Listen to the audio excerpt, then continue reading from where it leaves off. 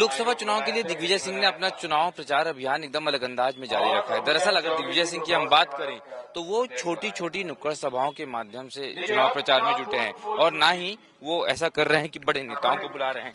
वो और उनके बेटे जयवर्धन सिंह अधिकांश चुनाव प्रचार में यहाँ नजर आ रहे हैं, यानी कि साफ तौर पे ये जो सभा मैं दिखा रहा हूँ, ये सभा कोई बहुत बड़ी सभा नहीं है, जबकि एक छोटी सी चुनावी सभा है और ऐसी ही छोटी मोटी सभाएं वो लगभग एक दिन में 50 से ज्यादा करते हैं और ये तरीका उन्हें दूसरे नेताओं से अलग कर रहा है, जुदा कर रहा है और वो इसी पर ज्यादा भरोसा कर रहे हैं।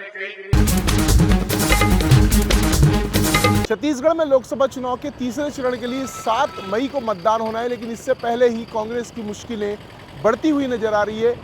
कांग्रेस की नेशनल मीडिया कोऑर्डिनेटर राधिका खेरा के विवाद के बाद अब एक और उनका ट्वीट सामने आया। इस ट्वीट में उन्होंने कांग्रेस संचार विभाग के अध्यक्ष सुशील आनंद शुक्ला के साथ ही साथ पूर्व मुख्यमंत्री भूपेश बघेल पर भी निशाना साधा है। उन्होंने ट्वीट में किसी का नाम तो नहीं लिया, लेकिन दोनों ही नेताओं पर तंज कसा। प्रियंका गांधी के नारे लड़की हूँ लड़ सकती हूँ को लेकर भी उन्होंने सवाल उठाए। प्रियंका गांधी को ये बताने की कोशिश की कि लड़की हूँ और लड़ रही हूँ।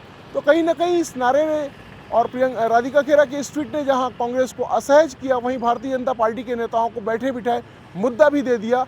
इस मामले में पवन खेड़ा ने जांच की बात कही थी। ऐसे में ये देखना दिलचस्प होगा कि क्या वाकई में कांग्रेस इस मामले की जांच कराती है या राधिका खेरा का नया एक्शन जो है वो कांग्रेस की मुश्किलें बढ़ाता है।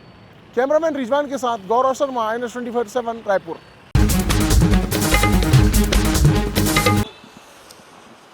राजधानी भोपाल में संत हिरदाराम नगर से नर्मदापुरम रोड तक लगभग 24 किलोमीटर लंबा BRTS का कॉरिडोर बनाया गया था, जो लगभग 360 करोड़ रुपए की लागत से था।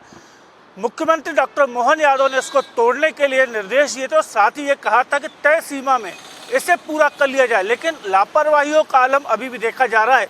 जो यहाँ पर पैच वर्क होना था वो भी पैच वर्क किया तो जा रहा है, लेकिन कहीं ना कहीं उसमें गुणवत्ता का ध्यान नहीं रखा गया है। इसके चलते कई प्रकार की दुर्घटना होने की संभावना जो है वो लगातार बनी हुई है।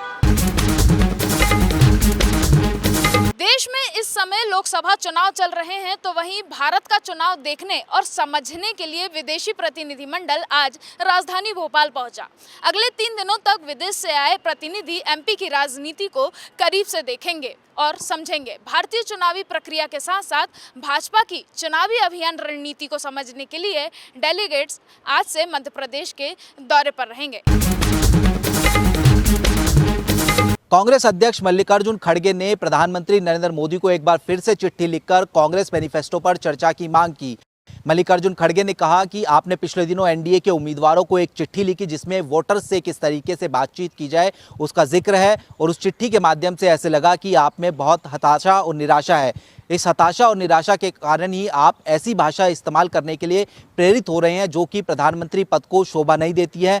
3 पन्नों के इस लेटर में मल्लिकार्जुन खड़गे ने प्रधानमंत्री नरेंद्र मोदी पर निशाना साधते हुए लिखा कि जनता आपको चुनाव के बाद एक ऐसे प्रधानमंत्री के रूप में याद करेगी जो कि हार के डर से झूठ भरी सांप्रदायिक बातें करता हुआ नजर आता था। सांप्रदायिक बातें करने की बजाय आप ऐसी भाषा का इस्तेमाल करें या फिर ऐसे मसलों का इस्तेमाल करें जो कि पिछले 10 साल में आपकी सरकार द्वारा किए गए हैं, ताकि जनता से आप सीधे तौर पर कनेक्ट होते हुए नजर आए। कांग्रेस अध्यक्ष मल्लिकार्जुन खड़गे ने प्रधानमंत्री नरेंद्र मोदी को एक बार फिर से पत्र लिखकर कांग्रेस मैनिफेस्टो पर चर्चा की मांग की।